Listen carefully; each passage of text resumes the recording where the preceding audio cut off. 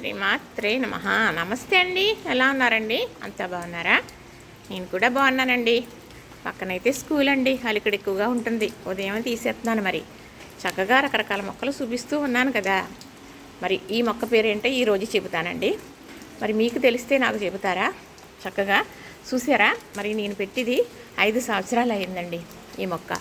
అయితే నేను ఏమని తెచ్చుకున్నాను అంటే, ఇది లవంగం మొక్క అని చెప్పి ఇచ్చాడు నర్సరీలో. లవంగాలు మనం కూడా కాయించేయచ్చు అనేసి తీసుకొచ్చానండి. కానీ ఇంత మొక్క అయింది. అయితే నేను హైదరాబాద్ వెళ్ళినప్పుడు నర్సరీకి వెళ్ళడం జరిగిందండి. అక్కడ ఇలాంటి మొక్కనే చూశాను. ఇది లవంగం మొక్క కదా అని అడిగితే ఆ నర్సరీ అబ్బాయి అన్నాడు, కాదండి, ఇది ఆలపైచి పానా కిళ్ళి అని వేసుకుంటారు కదా, ఆ ఫ్లేవర్ ఉంటుందండి. చక్కగా మరి 5 రకాలు మసాలా దినుసులు ఫ్లేవర్ అనేది దీంట్లో ఉంటుంది. చక్కగా ఇన్ని రకాలుగా ఉపయోగించుకోవచ్చండి ఇది అని చెప్పాడు. అయితే ఆ అబ్బాయి ఇచ్చిన ఆకు ఇది కూడా రుచి ఒకటే చూస్తే. సరే అయితే మనం అలా ఇచ్చాడు కదా లవంగం అనుకుని, మరి ఇది ఆలపైచి అంటున్నాడు. సరేలే అని అనుకున్నానండి. ఇప్పుడు ఇది లవంగం కాస్తుందా, లేతే మనకి ఇలానే మసాలా దినుసులకి పనికొస్తుందా, ఎలా అయితే మనకి ఉపయోగపడింది కదా.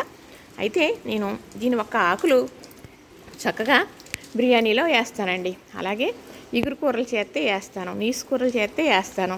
తర్వాత మనం నిలవ ఉండటానికి పిండి నూక భద్రపరుచుకుంటాం కదా, అందులో కూడా వేస్తూ ఉంటానన్నమాట. పచ్చాకులు వేసేయచ్చు, ఎండబెట్టిన అవసరం లేదు. ఈ ఒక్క ఘాటు వల్ల మనకి పిండి పాడవదు, కారం పాడవదు, అలాగే నూక ఇవి కూడా పాడవదు అన్నమాట. చక్కగా నేను అయితే ఇది అలా ఉపయోగించుకుంటూ ఉన్నానండి. చిన్న ముక్క కనుక మనం నోట్లో వేసుకున్నట్టయితే మనం ఎవరితో అన్నా మాట్లాడితే మంచి స్మెల్ వస్తుంది. తర్వాత మనకు కూడా మంచిగా బాగుంటుందండి. మనం ఒక శ్వాస మనకి నచ్చుతుంది అన్నమాట. అంత బాగుంటుంది ఈ ఆకు. అయితే చెట్టు మరి కుండి ఓ మాస్టర్ కుండి పెట్టాను. అయినప్పటికీ కూడా నేను ఇచ్చే పోషకాల వల్ల చక్కగా ఇంత మొక్క అనేది అయ్యిందనమాట. లవంగాలు కాస్తే మీకే నేను చూపిస్తానులేండి. లవంగం మొక్క అని చెప్పి తెచ్చుకున్నాను. అయితే ఆకైతే చాలా ఘాటు అండి, మరి చాలా బాగుంటుంది. కానీ లవంగం మసాలా తగ్గించుకుని వేసుకోవాలి. ఈ ఆకులు కనుక మనం కూరలో ఉపయోగించుకున్నప్పుడు. మొక్క చూస్తుంటే చాలా బాగుంది కదండి, చాలా ఖుషిగా ఉంది కదా. అయితే మొక్కలు పెట్టుకోవడం కూడా మనకి ఆరోగ్యం. ఏదన్నా మనకి ఇలా వచ్చి నుంచునేటప్పటికి ఈ మొక్కలు మనం పెట్టుకునేవి కదా, ఇన్ని ఆకులు వేసినాయా, ఈ పువ్వు ఇడిచిందా అని ఆనందం ఉంటుంది. చూశారు, అది ఎవ్వరు కూడా మనకి ఇవ్వలేరండి. ఏ డబ్బు పెట్టి కొనుక్కోలేము. కానీ ఉపయోగపడే మొక్కలు చాలా ఉన్నాయండి. అవి మనం పెట్టుకుంటే సరిపోతుంది. ప్లేస్ అనేది లేకపోయినప్పటికీ తక్కువ ప్లేస్లో మంచి మొక్కలు పెట్టుకోవాలి. చక్కగా నా దగ్గర అయితే ఉన్న మొక్కల్లోనే అన్ని వెరైటీ ఉంటాయండి.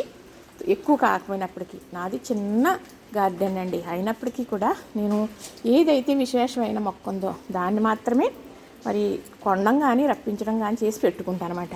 ఈ మొక్క చూసారా, చూడటానికి ఎంత బాగుందో. చాలా ఆకులు కోసేస్తూ ఉంటానండి.